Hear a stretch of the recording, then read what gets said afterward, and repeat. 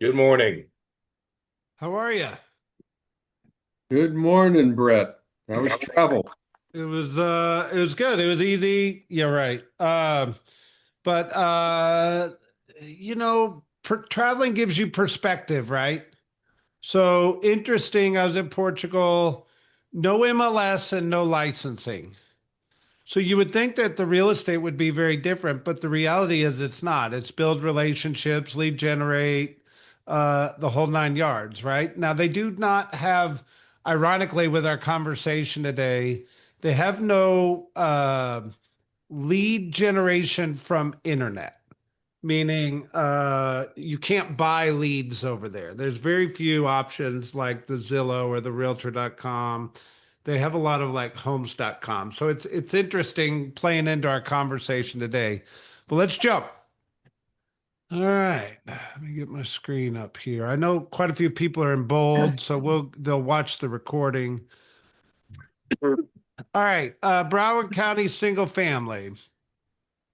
We had 835 active status changes, certainly up from last week. Still staying strong on the listing side. Coming soon, still quite a bit of property. 200 went under contract and 143 went pending. Now, you know, what's swirling in my head is obviously we're going to hit rates. Interest rates are climbing up ever so slightly right now. The conflict's gone on longer internationally than most anticipated. Is that affecting our real estate market?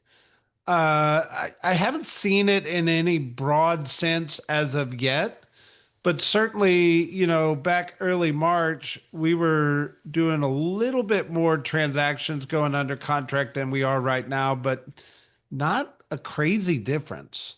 Not yet, right? And we had 238 properties close out in the last 7 days, Broward County single family. Um, so let's keep looking. Broward County condo. We had 1,041 active status changes. So still a lot of condo listing activity.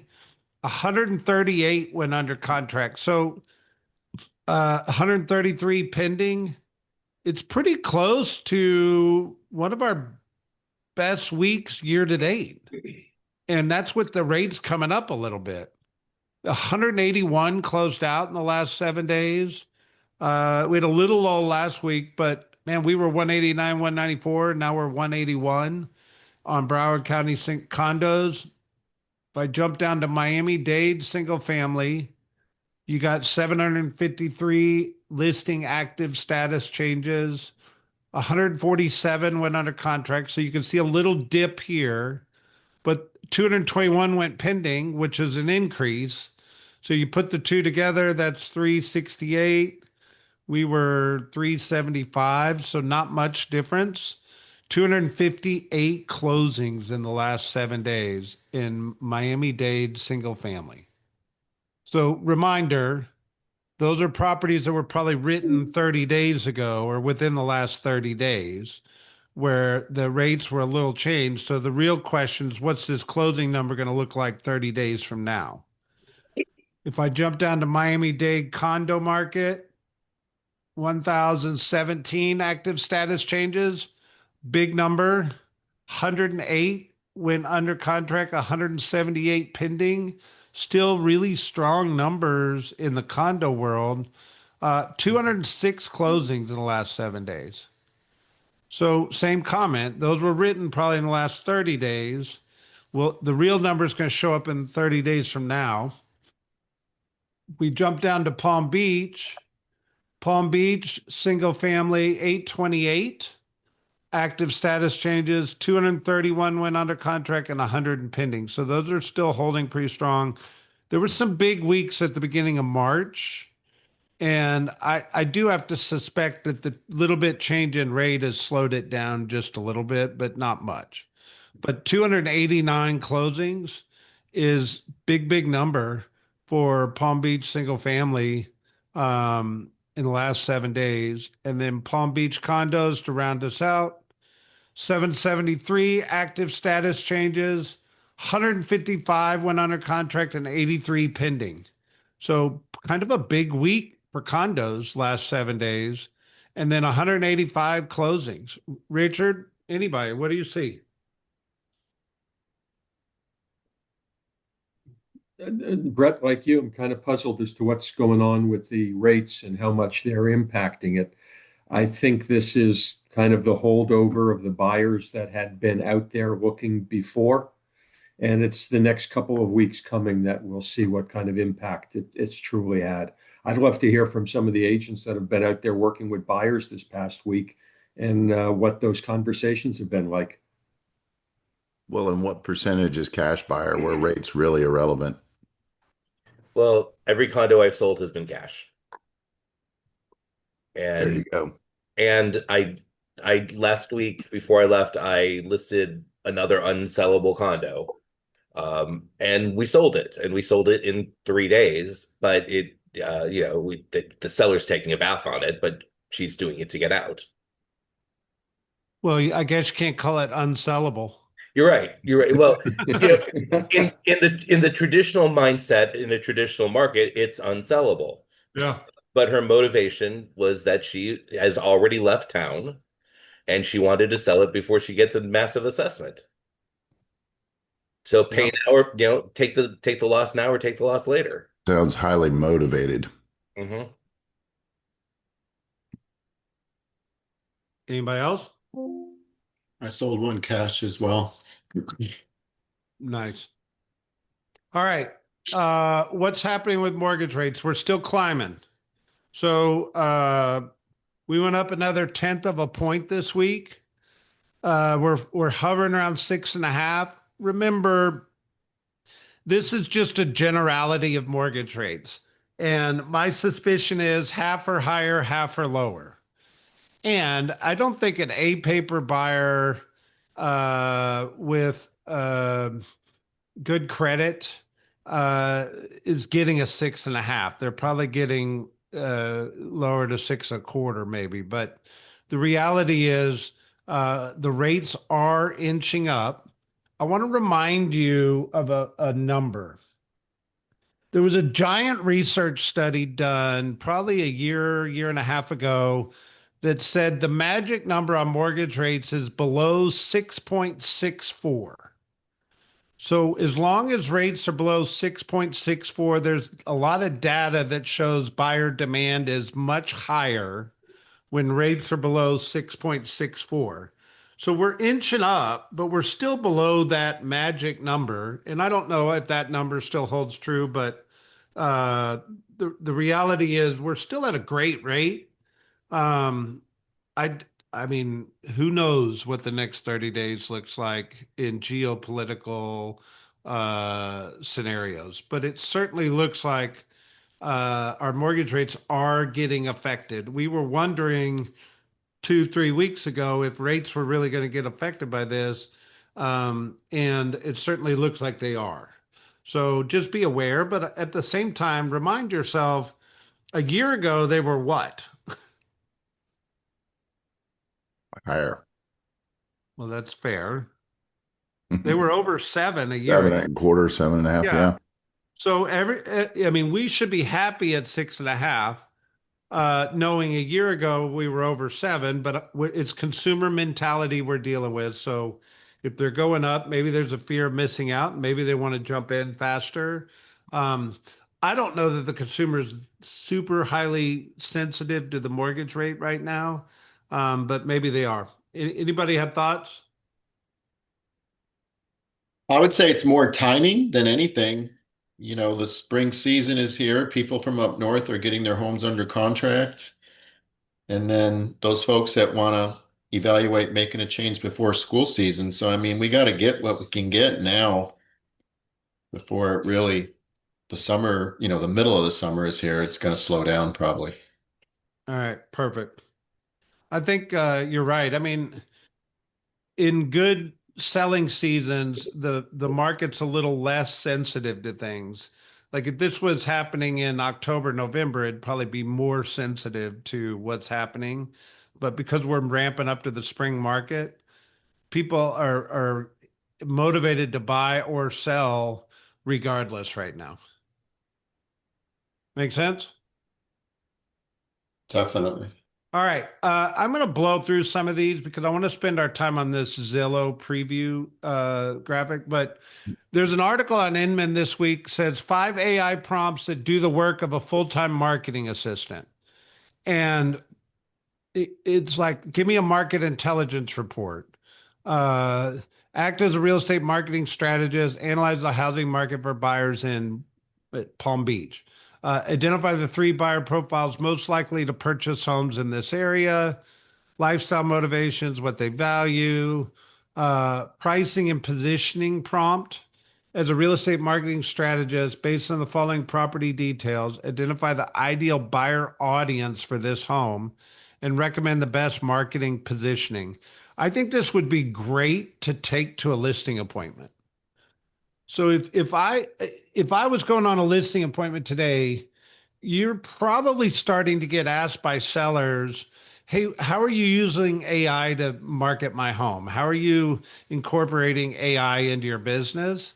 And if you showed up to the listing table with, hey, I've already ran some AI deep analysis on your property, and this is what it says, I think it gives you intel and makes you look like the smartest person in the room at that listing table. So maybe that just becomes a part of your listing strategy to show up with some of these prompts already. Listing description prompt. I think a lot of people are using that. Social media campaign prompt, neighborhood farming prompt, uh, analyze the neighborhood, identify homeowner profiles, design a 12-month marketing strategy. I think these are good prompts and you could customize it. But one of the questions is, how are you getting AI to help assist you in doing things faster? AI is moving faster. It's certainly starting to get into automation. So ironically, I was having a coffee with Lauren Lucas last week in Portugal, and she spoke down here before, and she's kind of one of the AI gurus. And I was asking her, I said, I'm getting roadblocked because we're trying to build out a lot of automation to help our team leaders. And I said, how are you going around this TCPA? Because if we're trying to build automation, you still are subject to being TCPA compliant. And she gave me some good advice. I won't put on video on the internet, but I would certainly happily handle privately. But there's certain ways you just got to learn this stuff, right? And you got to know how to ask the great questions. Um, but it's really getting there, and we're excited to share some of it. Any thoughts on the AI stuff? Rick, you're kind of like nerding out on AI these days. Yeah, I think the better the question, the better the answer. And I think the secret sauce is to continually refeed and practice your questions or reframe them. It's word choice really makes a difference because it's trying to interpret what you want. And the only thing I would recommend is be careful of like input bias, where you put words in that feed it an answer that you've truly, you're fishing for. So continually ask in circular ways so that the balance of all of those lead you to a more accurate answer. Yep. Perfect. Anybody else? All right, I'm moving fast because I want to get to this There are presentation. good questions, by the way. You didn't really dig in, but there's five key areas, and then there's 4 or 5 prompts. And I would print this out, or ask AI to summarize it in one page, outside of the article, and it's good. So I would highly recommend you start there. If I was a real estate agent today, Rick, just talking strategy here, I would create a notes app on my phone, and I would write these prompts and save them in a notes app. So then all I got to do is change the city or the zip code or the property and cut and paste them into Chat GPT or Gemini or whatever I'm using. So I don't have to rewrite these every time. I would just keep a running notes app on my phone of great AI prompts. Yeah. And Uh, most of this is focused on seller side, but I would also prompt it with, your buyer's interest in their, where they're coming from, what they're looking for experientially, community, social, you name it, schools, and, start using it to your advantage with better feedback for buyers to inspire them, a few weeks in, if things get a little soft or stale, help you create better responses to inspire maybe the next level conversation. There you go. All right. So Jason Abrams, John, you got a question? Yeah, for those of us without the admin subscription, are you able to save these somewhere, these prompts for us to share? So when you go into Circle, we print these to PDF and post the PDF inside Circle. Okay. Do you know how to get there? Yeah. Yeah. Okay. So we make it because nobody has the Inman subscription outside of us. So we put them into PDF for you. Dave's laughing at me.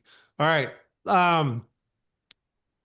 Jason Abrams posted an article, said nobody should get upset about having more choices, talking about this Zillow Premier. This will be in here. I really don't want to go through all these articles because I want to spend our time on this Zillow preview, but I wanted to hit this article real quick. So you've got to understand a little bit of a history of how we got to this Zillow preview. So there was a movement, and we've talked about it many times on this call, about this private listing network. And whether it was good or bad has almost become irrelevant at this point. Compass was the big player in the market that tried to really push on these private listings. There was motivations behind why they were doing it that's become a little bit a part of the conversation, but the reality is they started this conversation probably a year and a half ago. Well, then they got into a fight with Zillow, and Zillow said, if you pre-market a listing, we're going to blacklist that listing on Zillow, meaning we're not going to allow it to go to Zillow. And then there were lawsuits. Compass lost the lawsuit. And then Compass, I guess it's been about a month, came out and said, we're going to put all our listings on redfin.com. Well, that kind of sent a little bit of a shockwave through the industry because it's no longer private. If it's on redfin.com, now it's public. And then the industry responded. So you've got to understand Compass created this model where their listings go on to Redfin and are partnered with Rocket Mortgage. Now, I'm not going to go on what's good or bad. My perspective of you in this conversation, if you're taking a listing tomorrow, you need to be able to explain the difference if you're coming up against a Compass agent or an agent with another company, because you need to understand what's happening behind the scenes. What's changed for the real estate industry is we used to operate on an IDX model, meaning you take a listing, you put it in the MLS, and the whole world saw it on all these different websites through the IDX feed. It's not that the IDX feed's gone away, but now there's this preview or pre-MLS listing. And where does the pre-MLS listing show? So a Compass agent pre-MLS listing is going to get pushed to Redfin and backed by Rocket Mortgage. Here's the coming soon listings appear on Redfin and are posted to local MLSs that don't require immediate widespread syndication, no referral fee, buyer leads from Redfin route directly to Compass agent. It's your listing, your lead model. Financial incentives, Rocket Mortgage offers buyers 1% rate reductions for the first year of a loan or up to a $6,000 lender credit. So Rocket is trying to get in this game with Compass and Redfin. Then the Zillow response, which KW is a big player in this Zillow response, but we're not the only player. So Home Services or Berkshire Hathaway, Remax, United, and Side are the other companies that are a part of the Zillow response. So what now is happening is if you're a KW agent and you want to take a pre-market listing before it goes to the MLS, we, through our systems, it's not live yet, will push those leads to Zillow, which then push them to Trulia, their sister company. These listings reach 235 million unique viewers every month. And then there's a direct connection. So Zillow Preview list prompts buyers to contact a listing agent directly. Participating brokerages receive a portion of the referral revenue Zillow earns from preferred agent transactions. So what happens? Dave takes a pre-market listing. That goes on to Zillow. If a lead is generated off that pre-market listing and agent X, which is probably a Zillow Premier agent, sells that listing, they pay 40% of the commission to Zillow. That's always been that way. However, I'm getting clarity, but my understanding is 10% referral fee comes back to you on a buyer transaction that was generated from your pre-market. Now that is different than the Compass model. There is no referral fee or rev share in the Compass model. So you can earn revenue income off of pre-market listings in the Zillow world. Then EXP responded and said, we're going to play a different game. We're going to go to Realtor Homes and Come Home. So they're trying to push all their pre-market listings to these other portals. These listings are syndicated. Any portal can receive pre-market listings, including Zillow and Redfin. The strategy center on wide digital exposure, whatever. And then Howard Hanna is an example of an independent company that does no pre-market listing. This seems like a lot, but you just got to get your head wrapped around it. The big ones are Compass and then the ones that play side by side with us. And then EXP is a very different game. Why this matters, where is the chart I wanted? Maybe in this one. When you say that referral fee goes back to the broker, does that then disseminate to the agent? Yes. Okay, Frizzlane, that was your question. I just want to make sure we addressed it. Oh, I think it's in the, so let me pull my screen down and get the presentation up. And so, yeah, somebody please watch the chat. Wait, say that again, Rick. Well, there was the Keller Williams relationship with Zillow says that there's a referral fee that goes back to the broker, the question is, does the broker keep it or pass through? But in our situation at Keller, I'm certain it's a pass through. But that was the question I wanted Brett to clarify. Yeah, if you receive a referral fee, it's subject to company dollar and your splits and all that. But if you're capped, it's 100% yours. So my understanding from this was 10% of the buyer broker commission goes directly to the listing agent from Zillow's 40%. It doesn't come from the buyer's agent. It's coming from Zillow's paying it from the commission that they're receiving from the other buyer broker on their preferred program. Correct. And so then Zillow receives 40%. So think of it this way. On those deals, Zillow's going to keep 30 and give 10% back. correct. And then of the 30 that Zillow keeps, they're paying out another 10% of that directly to the market center. So it's an opportunity not just for the agent, but for the market center. Yeah. So let's get through this presentation real quick, and I'm going to skip the history. I expect you all to read it. We'll put this in the chat. So here's kind of what is the market in the industry is going towards. There's this delayed marketing option, which is what we're talking about. Sellers can choose to delay the public marketing of their property through IDX or syndication for a specific period determined by their local MLS while still having the listing viable or visible to other agents within the MLS. One-to-one communication, informed consent, local discretion. This is the chart I was looking at. This makes me happy and excited that Keller Williams chose Zillow to partner with. So love it or hate it, Zillow's the gorilla in the marketplace getting the most eyeballs by the consumer.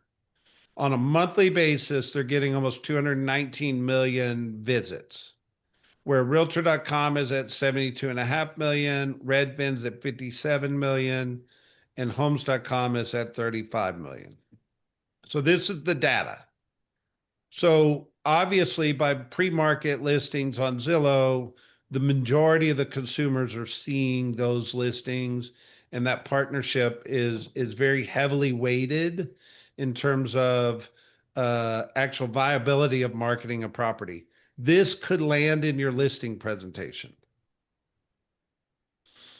Coming soon or preview. All right. So what qualifies as a preview listing? A listing not yet entered into MLS and not yet publicly marketed, or listing entered into MLS but not shared with other MLS participants outside of the MLS, or displayed exclusively on Zillow, an agent's website, or an agent's social media accounts. They've got to be in compliance with MLS rules. Good thing Mr. Bass is on this call. The program has 5 key components: the OP and broker choice. So I could agree to do it or not do it. And we have that authority. We will do it. Let's be clear. We will do it. Prominent listing agent contact information has to be attached to those listings. Listing brokerage agent referral opportunity is attached to those listings, and listing brand badging and days on market price history is seller's choice, meaning if you want it to start ticking or not. So if it's a preview listing, the days on market in MLS is not ticking yet. And if you change the price, the record of that price reduction is not in the MLS until it goes in the MLS. So what I think is going to happen, Dave gets this condo that he was talking about, and he said, it's not sellable, but my seller's not in agreement with me. So let me show her and let's put it in preview at her price, and let's watch comparables of saves and view count on Zillow so I can show her the data that the activity is not as high on that listing. So by the time we go into the MLS, I've already done the tough conversations with her to get the pricing right. Does that make sense? Mhm. Can I add something to that? Yep. And in the meantime, while it's in the Zillow preview, we have an opportunity not just to get paid on one lead, but any lead that the listing generates that results in a transaction from a Zillow preferred team within 90 days. Mm-hmm. So that you don't even have to sell the property and you can still be earning dollars through Correct. going through Zillow preview Yeah. first. So this is what you're talking about here, Dan. It says, while a listing is in preview listing status, there's a referral opportunity for the listing agent and brokerage if a lead is created assigned to a Zillow preferred agent, and that Zillow preferred agent closes a transaction on any listing with that buyer within 90 days of that lead creation. So if Dan or Dave puts up the unsellable condo and I'm a Zillow preferred agent and I pick up a lead based on his condo, but I sell him a different condo, Dave can still receive a referral fee from it. And how is that policed? How is that what? How is that policed? How do we know that that happens? That's a good point. There's got to be some track. I haven't seen the back end of this yet. Okay. And this is not live just yet, but it's coming in the next 30 days. They're going to be doing a call about that on April 6th, is my understanding. Our Zillow rep is coming down here this week, and they're going to be doing a call about that, I believe, on April 6th in terms of creating the transparency. And I don't know how it's going to get policed either, but just as an FYI, April 6th is, I believe, the day they'll be announcing that. So in true KW fashion, it's like, oh my God, look at this really cool thing we're doing. We'll figure out how it works later. Yep. Okay. So here's what the referral fee looks like.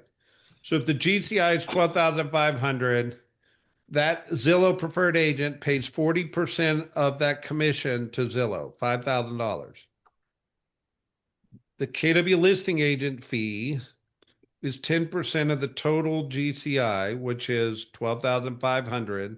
So net Zillow is 3750, and Zillow will pay 10% of their net to the broker as other income, which then in our world goes back to profit share, right?